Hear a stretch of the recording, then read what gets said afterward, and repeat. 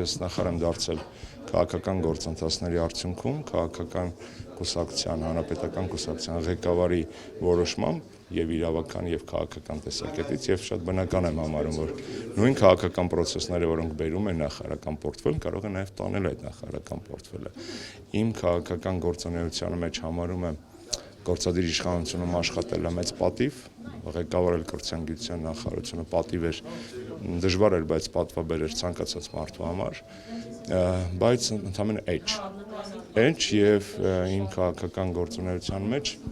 բնականաբար այս գիտելիք, այս փորձը, այս պատասխանատվությունը ինձ պետք է գալու, ըստ սա հրաշալի դպրոց էր, ես շատ բան եմ սովորել եւ համակարգից, եւ շահառուներից, եւ հասարակությունից, եւ իմ գործընկերներից, որովհետեւ կառավարչական հմտությունները ձևավորվում են, հղկվում են տարիների ընթացքում, ուստի որևէ ողբերգական երանգ այս ամենում ինձ համար չեմ տեսնում, տեսնում եմ նոր հնարավորություն դուրս գալու հարմարավետության գոտուց, որ ձևավորվել էր այս տարիների ընթացքում, որտեղ ես ինձ համուր էի զգում, գիտակ էի զգում եւ համակարգին տիրապետում է եւ նոր մարտահրավերներին ընդառաջ զբաղվել ակտիվ քաղաքական գործունեությամբ։ Ինչը շատ եմ սիրում։ Ձեզ որտեղ եք տեսնում, ակտիվ քաղաքականության մեջ, դեսպանի պաշտոնում տեսնում եք։ Գեր ակտիվ քաղաքականության մեջ, ինձ տեսնում եմ կուսակցական գործունեության մեջ, ինձ տեսնում եմ այնտեղ, որտեղից եկել եմ քաղաքական դաշտում եւ որտեղի մաս եմ կազմել անգամ նախարար լինելով, չկարողանալով զսպել գայթակղությունս, ցանկությունս, կարողություններս եւ հմտություններս չմիջամտելու երկրի քաղաքական գործընթացներին։ Այսինքն ակտիվ կմասնակցեք նաեւ 17 թվականի խորհրդարանական Աստված առաջ եւ մնացած ամեն ինչը կարծում եմ ոչ միայն մարդկային ցանկությունների, քաղաքական գործընթացների, նաեւ ճակատագրի բերում է։ Պարոն Աշոտյան, ինչին էր պետք հանրապետականին կոալիցիա կազմել դաշնակցության հետ։ Առաջին դիտարկումը մենք սահմանադրական բարեփոխումներից հետո սահմանադրությունը կյանքի կոչելու խնդիր ունենք։ Նախագահի երեկվա ուղերձը ինձ համար եւ հասարակության ու քաղաքական վերնախավի համար ամենակարևոր ծրագրերից մեկն էր, որ առաջ դրվեց բոլոր քաղաքական ուժերի առջև, իհարկե նախ եւ առաջ իշխանության առջև Հայաստանի հետագա զարգացման համար։ Նոր Հայաստանը ներեցեք սակավաթիվ միտինգները չեն, նոր Հայաստանը այն մարդիկ չեն, որոնք փորձում են ինչ որ կերպ բզբզալ քաղաքական դաշտում առանց մեծ հաջողությունների։ Նոր Հայաստանը տեսլական է։ Եվ այս տեսլականին հասնելու համար բոլոր ողջամիտ առողջ քաղաքական ուժերը պետք է լծվեն, որովհետև նախագահի երեկվա ելույթը հանրապետականի ելույթ չէր։ Եթե դուք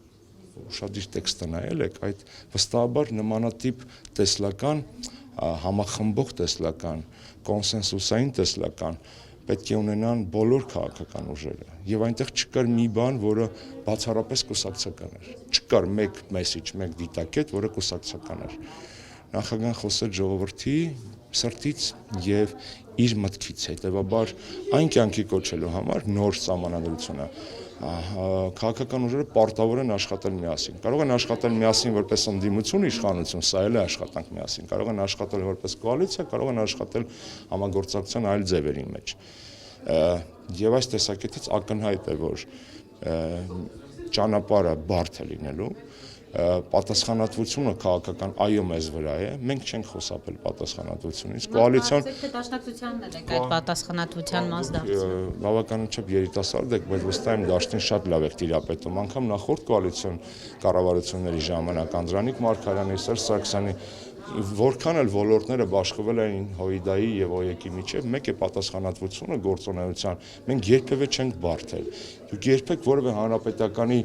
լուրջ հանրապետականի ելույթ չեք գտնի այս 15 տարվա մեջ, որ ասի, գիտեք, կրթության ոլորտը դաշնակներին է իրենց հարցրեք, իրենք են մեղավոր, կամ ասեր քաղաքաշինությունը ՕԵԿ-ինն է, ՕԵԿ-ից հարցրեք, երբեք։ Եվ մեր քողի ներքո, մեր քաղաքական տանիքի ներքո մենք փորձում ենք համախմբել բոլոր առողջ ուժերին, որոնց հետ ունենք ընդհանուր տեսլական։ Մի զարմացեք, որ սոցիալիստները կազմում են կոալիցիա աջակողմյանների կամ կոնսերվատորների հետ։ Գերմանիան դրա ամենավառ ու լավ օրինակն է, երբ որ սոցիալ-դեմոկրատները ու քրիստոնյա դեմոկրատները իրար ատելով ամբողջ ընտրարշավ, իրար վրա ցեխ շպրտելով եւ կոմպրոմատներ հրապարակելով ընտրությունից անմիջապես հետո ստիպված են կազմում երկրի զարգացման համար կոալիցիա։ Կոալիցիայի ծրագրային նպատակը կուսակցության ծրագրային նպատակից տարբերվում է, որովհետև կուսակցության ծրագրային նպատակը բացառապես գաղափարական է, նեղ գաղափարական, որը կարելի է չկիսել, օրինակ նժդեականության գաղափարը կամ ազգային սոցիալիզմի գաղափարը, որ ունի Դաշնակցությունը, կոալիցիոն համագործակցության նպատակը հասարակության ու երկրի համար բարենպաստ զարգացման միջավայր ստեղծելն է։ Պարոն Աշոտյան, Հանրապետական եւ Դաշնակցությունը կոալիցիա կկազմեն, բայց